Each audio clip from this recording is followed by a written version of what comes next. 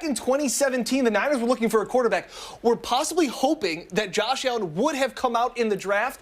He didn't. He went back to Wyoming for another year, and then in 2018, the Bills moved up 2 picks ahead of the 49ers to take him, but obviously the Niners traded for Jimmy Garoppolo in 2017. So what could have been for 2 different franchises? It's really interesting because we've seen other quarterbacks. I mean, there's a guy in Foxborough who grew up, formerly in Foxborough, now in Tampa, who grew up as a Niners fan, always wanted to play for the Niners. They didn't draft him. And Tom Brady did okay in Foxborough. We'll see how he ends up doing. The other guy that's helped out Josh Allen a great deal is Stefon Diggs. And Diggs is having a spectacular year. Look at those numbers, all right? 80 catches, 945 yards, 4 touchdowns. And Diggs is in what I believe is uncharted territory for the Bills. They haven't had a player make the Pro Bowl at wide receiver since 2002. They've never had a player at wide receiver make first-team All-Pro. He's done everything they could have wanted. And guess what? To people around the NFL, he's really happy to be in Buffalo. Yeah, definitely being in the right space mentally, being around the right people, and kind of like everybody pushing forward to that same goal. You know, you limit the distractions, you know, and part of that is being happy and being in the right place. And, you know, so I kind of feel like it translates 100%, especially on the field when you're out there smiling, having a good time and enjoying the game. You know, it can get serious at times, but when you're out there having fun, that's when you play loose and you play free. Jenny, you've been up at practice, both of you guys, a lot of times. You see the way Diggs is all the time. But I guess what I would notice the most about him is his consistency. Yeah. Not just on the field, but even off the field. I have not noticed one bit of difference in Stefon Diggs, whether he's had a big game, whether he's gotten plenty of targets, or whether it's just a standard game. Maybe he doesn't get the ball as much. I haven't noticed one bit of difference in him. I'm always surprised by how much of a leader he has been throughout this experience. Yeah. He came in, we knew the type of player that he was, but it's difficult kind of assimilating yourself into a group when you don't know the guys. You've really only had the opportunity to meet them over Zoom earlier on in the season. But to see the way, even in practice, you'll see him talking to other receivers saying, hey guys, we can do this better, or let's do this, or having that comfort level, I think it's been huge because so much of what he does on the field speaks for itself, but to be able to be in the locker room and encouraging other guys and to just be that team player. And then you talk about the fact that he's had the success so far. He is happy. And I think you can see it even when he's dancing on the sideline. It's just a different type of vibe. And he's fit so well so far with these Bills receivers. And Josh Allen, too. Yeah, a couple comments on the Facebook page, the 13-Win Facebook page. Tom Barney saying, is Cole Beasley going to have a big game tonight? I think that's one of another guys that has really benefited and learned. I think Diggs has learned from Cole Beasley, and Cole Beasley has learned from Diggs. And there's been a lot of that continuity in a wide receiver room that a couple years ago, Mike, was probably the worst in all of football, maybe the worst the Bills have ever had. The whole team now is working well together, both Diggs and Beasley having career years. Yeah, and they know their roles so clearly. And you ask, will he have a big game tonight? Well, he has been very consistent. You throw the ball to Cole Beasley, he catches it. Very few times when he's targeted, he doesn't come up with the ball, and he's made big plays for them. Look, the Niners' defense is pretty tough. And, you know, and they got Richard Sherman back on the field, and I know he's a veteran. I know he's been around a long time. Maybe he isn't as quick as he used to be. Right. But he gives them a lot of confidence in that secondary. I think it's a challenge for the Bills' offense tonight. Again, 30 points. I think that's the number. The sweet spot? I think that's where you're looking at. Again, they held the Rams team last week. Rams are so-so against the 49ers. 30 points, again, is the number for this Bills team. All right, we'll see what goes on for the game. Now, when we come back, we're going to take a quick break. We will talk to you about Matt Milano and his return tonight. Plus, are the Bills ready for the prime time?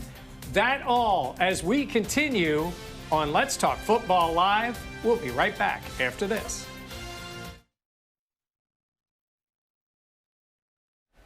And for our viewers on Facebook and YouTube, sorry we were slightly delayed, Jenna. Slightly, right? There was just a slight delay. Yeah. But PJ weighing in saying, here for the Barry Manilow fan club. So I'm glad we're keeping that. PJ is a consistent viewer. I respect that. Yeah. Yes. Oh, he does have a question, though. He says, in all seriousness, how do you guys feel about Lee Smith being active over Croft?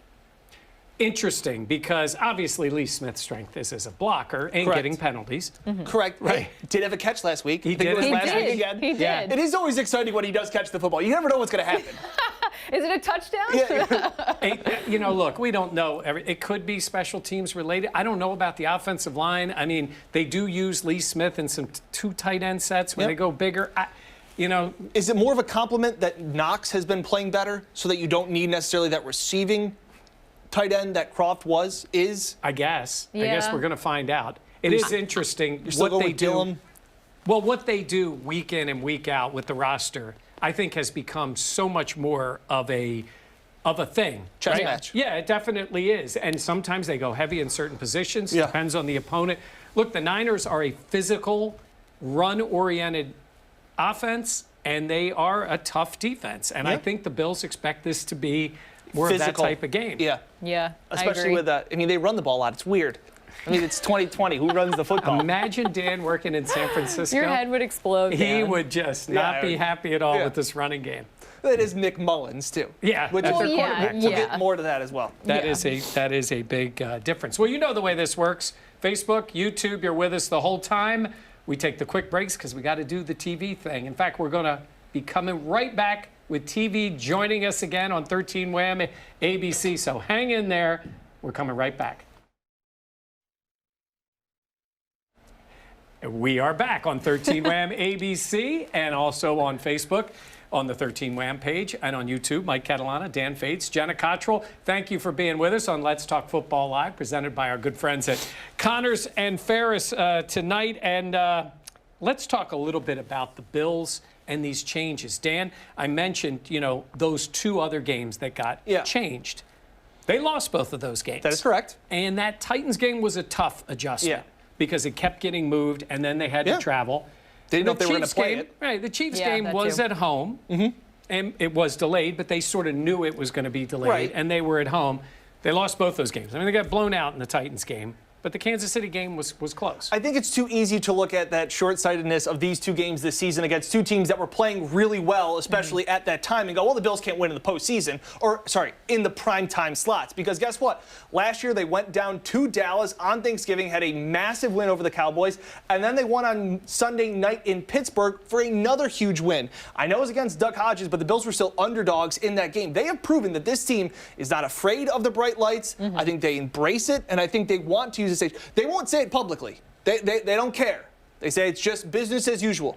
It matters. All right, I'm going to get to Jenna in a second. I want to hear from Sean McDermott, who talked about it. You know, he's asked about how do you handle this? How does your team handle it? How do you deal with constant change, as in 2020? Here's what he had to say. You've got to be able to do that if you want to win in this league and sustain winning. You've got to take that mindset, and that goes back to leadership, player-driven leadership in particular, having strong leadership in the locker room to help calm the waters. And again, I think this year it's to be expected, just in terms of each week, hey, where we playing, who we playing with, and who we playing against. Sometimes, in some ways this year too. Jen, does that surprise you at all that he said that? No, of course not. Let's see. Trust the process. Control what you can control.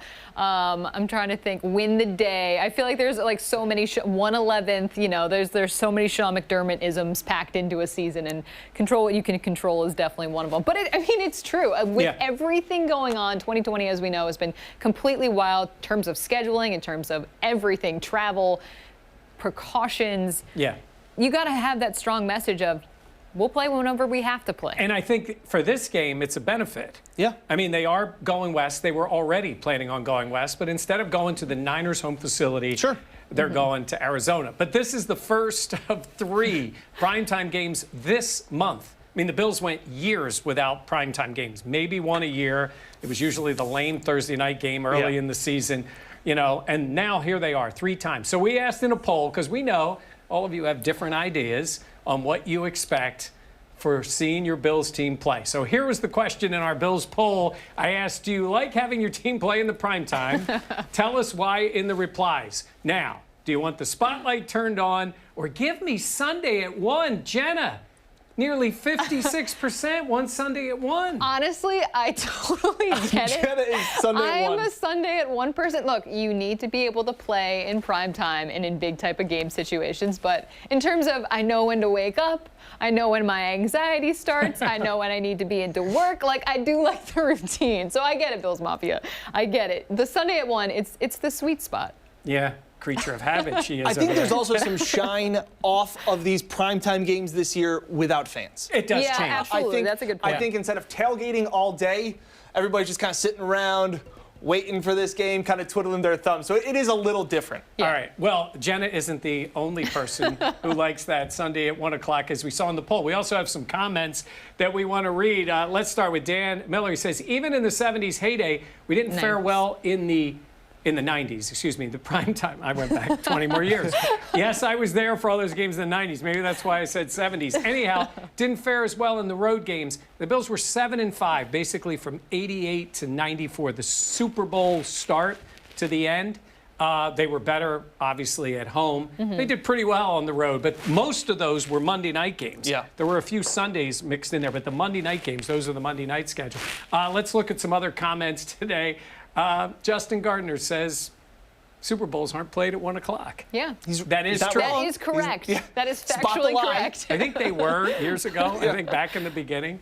So there's our comments that we have on what's going on. And then we have Steve. He says 1 o'clock Sunday, it's not even close. Give me one primetime game a year. I hate waiting as a fan and usually need the rest of the day off to recover emotionally. Well, I love that. Steve, relax. Steve is a lot of us. We'll see what happens between now and tomorrow for the game. Hey, the other thing we need to talk a little bit about is the injuries. We mentioned Matt Milano coming up, and the injury update brought to you by UR Medicine Sports Medicine. So here is the latest on the Bills as they get set for game status. And the biggest thing there is the guy who is not on the list because he had to come off the list, which is Matt Milano. Yes. And Matt Milano is back. He will be active tonight. He's activated, and will be playing in the game. So that is the biggest thing. Basically, everybody else there was not really of a concern for the Bills heading into this game. As far as the Niners,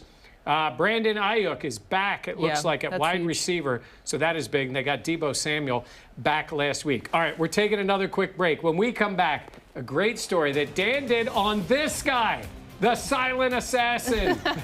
When we come back on Let's Talk Football Live.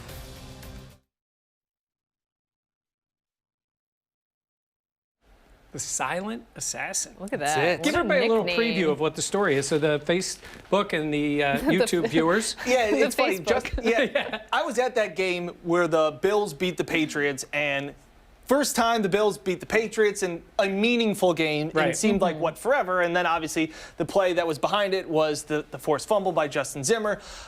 Interesting. That night, social media kind of blew up, and I started to see his parents commenting, and they were very proud of their son. And then you do a little bit of deep dive into of who Justin is, and just kind of an interesting look as a guy who made probably one of the biggest plays, I would argue, in the last 2 decades for the Bills as to what that play meant to their division title hopes. And he's a guy that doesn't want to be known, doesn't wear his Bills gear around, he's played in the CFL, has been cut, he's been a Division II guy, so all over the place, kind of an interesting way to look at how he sees that play that he made. Yeah, and think of the difference, even in this game or the rest of the year, to Dan's point, if Cam Newton takes that team to the end zone. Yeah. You know, Patriots have one more win, Dolphins are all those things. Yeah. So Bills would be 7-4. Yep. Right. Needing this win to stay even with Miami. Now, a lot of things can change, too. By the way, New England looked good yesterday. Yeah, they did. Rookie quarterback. That was a layup for anybody that didn't bet that. Yeah, but they won 45-0. It was rough. Anthony Lynn. Chargers special teams. Oof. Anthony Lynn. All right, hang in with us. Again, if in case you were just joining us on YouTube or Facebook, we take the quick break for TV so they can pay Jenna's salary, and then we come back. Oh, yeah, I'm the expensive one. So this is why we'll take this quick little dip to black, and then we will be right back with our show.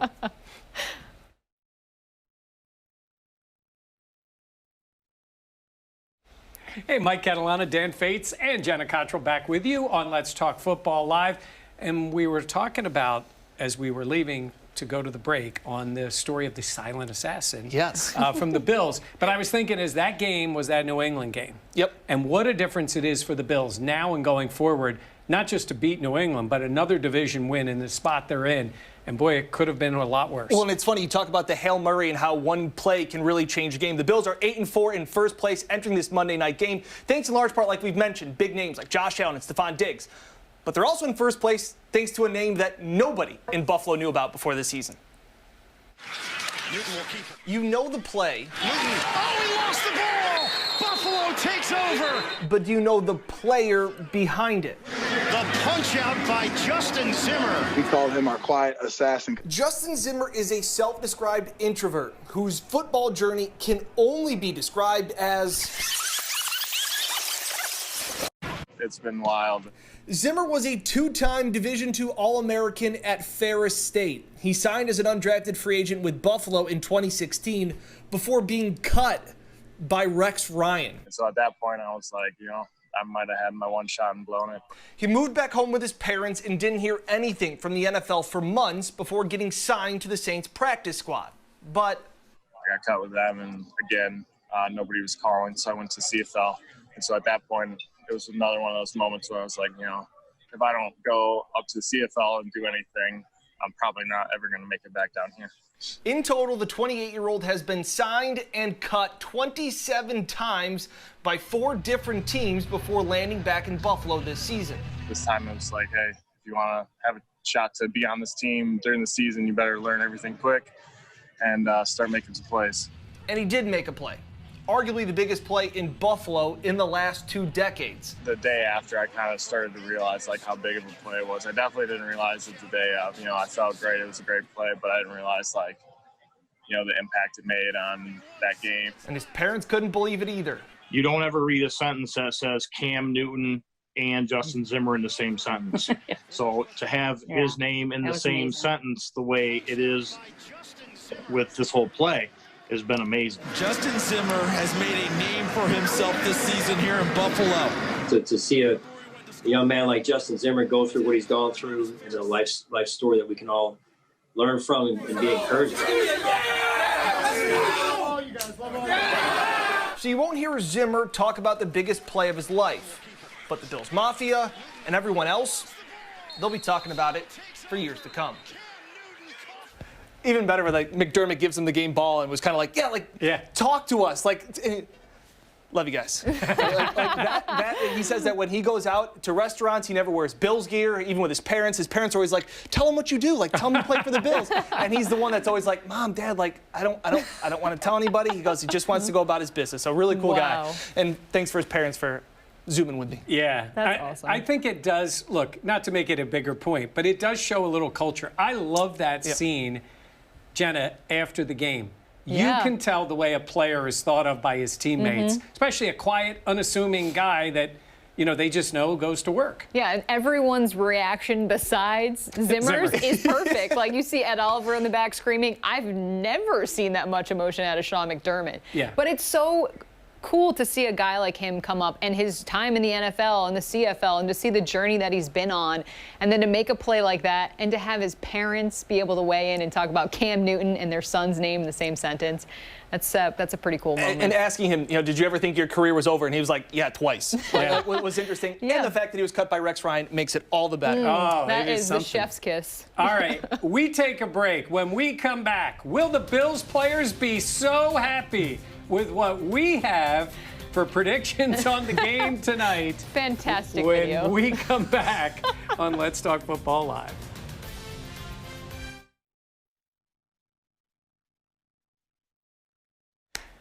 Look, we're going to make the picks on the games. Yeah. I have to go back to that Isaiah McKenzie full split in the air. Yeah. Skills. That is, wow. He's one of my favorites. He really is. Yeah. He is so He's a funny. fan of yours, too. Wait, what did he say? Kayaking? Was that what it was? The Well, question? yeah. Give the background. Well, we did a story back when the Bills could come to Fisher and asking questions about Rochester and about the team. And we asked, what sport was Sean McDermott, an All-American, twice in college, national champ? And, it's wrestling. Obviously, most fans know this. And he guessed, I think he said cross country. And then he said kayaking and fencing. And, of course, they played that story in front of the whole team. Oh, so and I ran funny. into him at the preseason game, and he was laughing about it. And I go, are you still all right? He goes, I think so. And of course, he's been on the team, and he's still a popular guy. But and has a great role in that offense. Yeah. Like he really is, he was another guy that they were talking about possibly being on the bubble. And obviously, he has made Dable has installed plays just for him. And I will add something. His role on, I won't say steroids, that's the wrong word to use. Hyped up role is Deebo Samuel. Because he gets the ball a lot, and that's a guy you got to be watching for tonight. Yep. Very talented player. We're going to take this quick break. Well, we're in the break for TV. We'll be right back here in just a second, and we'll be giving our picks on the game. Here we go. Oh. We have 15 more seconds. Look at that. We don't usually. Usually Jenna fills the time talking. Voice in our ear. Keep talking. Usually Mike is still talking. And and now.